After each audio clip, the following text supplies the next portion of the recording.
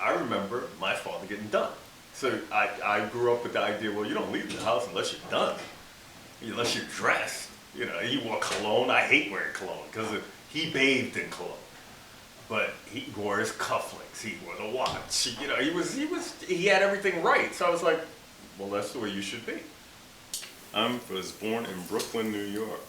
I was born on President Street, 1534 President Street. I don't know why I still remember the address. I can't forget the address. It started in 9th grade high school because I went from Staten Island into the city every day and discovered the village and discovered trash in vaudeville. I lived in Danceteria. I went to the Pyramid Club. From the time I got out of school at like 3:30 till midnight. I mean, you could be online and Diana Ross would walk by, Grace Jones would walk by you, and it was just an otherworldly experience that you were just like a kid in New York, and it was like, wow, you would just see these people, and everyone was just cool. You know, it was fun. It was the 80s. New York was happening.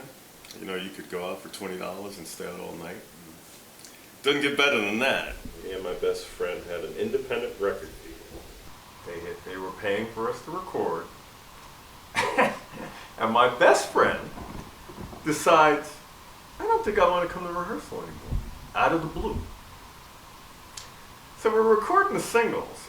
And, you know, so the guy who owned the label, he's getting pissed off. And he dropped us, you know. And I was like, I think I was so disappointed behind it that I stopped playing. And I had not played for 26 years. My first job was at Canal Jeans. And that's when it really kicked in. I was assistant to the display director. And that's when I started spending money on clothes.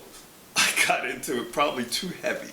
So I've been thinking about the kilt for like 5 years. But the Scottish one, I was like, my legs are way too skinny. And just something about it didn't make sense. But I walked in the store one day and I saw it hanging.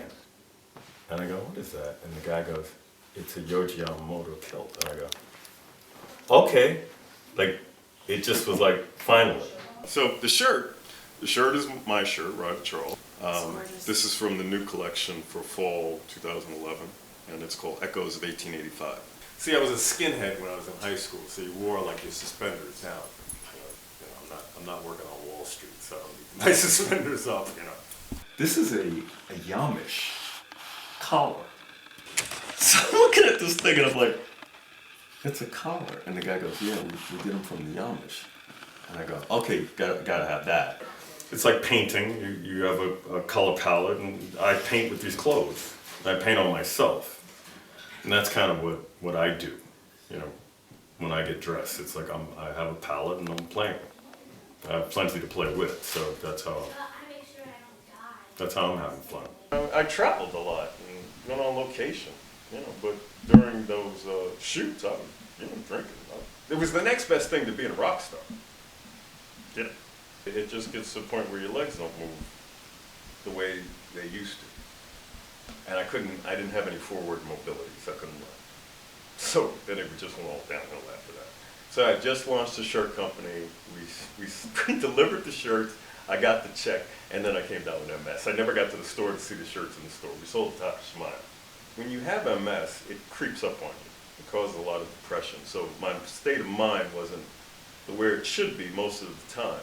Once they got me right and they knew what was wrong with me and they got me well medicated, I could hear again.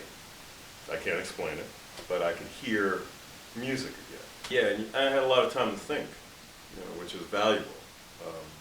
And for me, I guess, you know, I got off the Ferris wheel. You know, it's like I sat on the bench and just sat there. You know, so now it kind of like it suits me to just watch life a little bit slower.